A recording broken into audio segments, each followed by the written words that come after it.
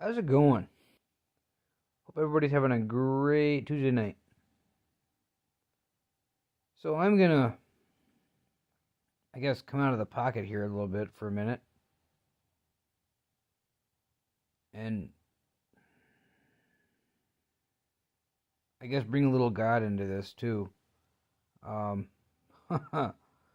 man, this is probably gonna blow some people's minds, but I'm gonna go ahead and just roll with it and see what shakes loose out of it. The big guy's watching, so here we go. So, the thought on my mind tonight, this whole dating thing, right? And it just appalls me as I'm navigating this minefield, right? And as I'm encountering women and as I'm navigating all that, what a challenge. but but here we go, right? Single guy trying to do what single guys are supposed to do, right? Ah, more and more, uh, more and more, I'm running into women, and this is not bashing. This is just, this is just some heart-to-heart truth. So some of you are probably not going to be receptive to this, and some of you are probably going to be upset about this, but that's okay. Um, but I'm going to go into the Bible here for a second. Ladies, if you need some clarity, I encourage you to go and look in Genesis, the first book of the Bible, back when God created the heavens and the earth. Okay? Simplest reference I can give you. Okay? So we're going back to the time when the big man himself made man. Right? The beginning of time for us. He made man to watch over the beasts of the ground and the plants of the animals of the ocean and all that, right? Like, that's why it was all here. He made man to watch over the Garden of Eden. And so, at some point, there was Adam all by his lonesome, right? So, the big man wanted to give Adam a partner, someone to walk the earth with, if you will. And so the big man himself allowed Adam to fall into a deep sleep, and while he was sleeping, he took one of his ribs and made a woman, Eve. Okay? And so Eve came about as a partner to Adam. Think of it as a divine counterpart or a divine soulmate, if you will, right? Specifically chosen just for Adam.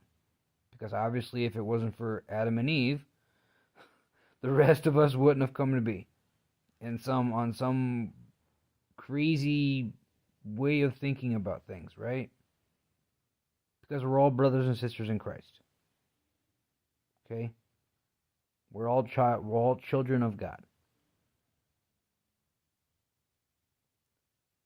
So I am honestly failing to see where the complacency and the unknowing of what the role is of both sexes in a relationship. Men, we've always been the guardians, the guides, the mentors, the protectors, the wisdom getters, the like we've always been since the beginning of time the ones that go and sit on the fence and protect our ground. Right? Like, that's been our role. Women, you have been our partners You are here to be our partner. It is a mutual thing. We are not here to be your money bags.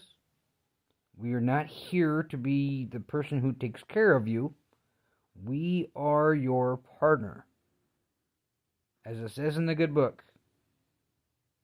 Bottom line, period. Right? Like, there is no who's better than who.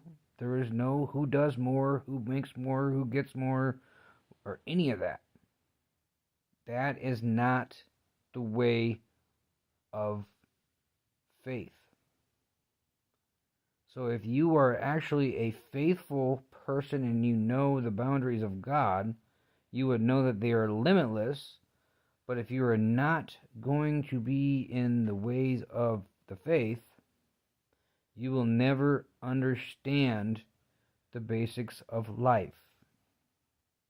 And the Bible is the only way to understand life.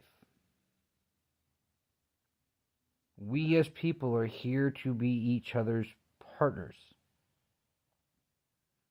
A guy is not the money bags. A guy is not here to take care of you.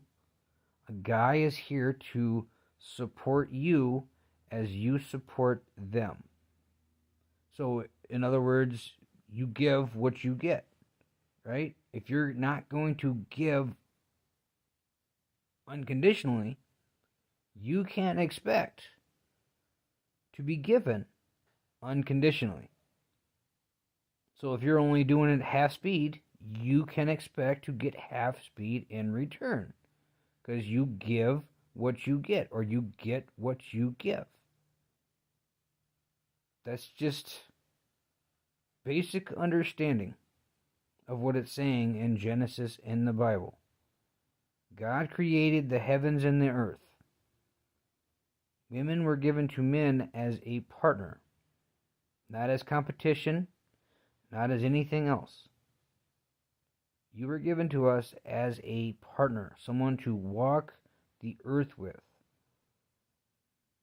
So, does that mean take us for granted?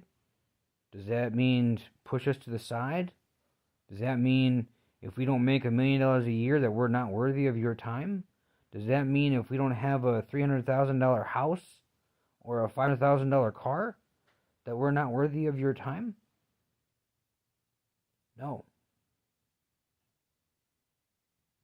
That means if we are going to bring what is needed to the table, then we should go to the top of the list as pertaining to what it says in Genesis.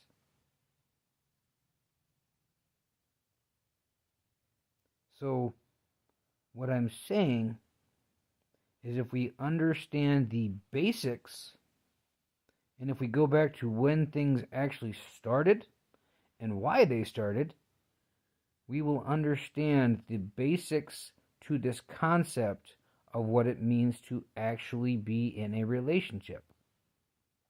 Because we are not here to compete with each other. The sex war is BS. The who's better than who, BS.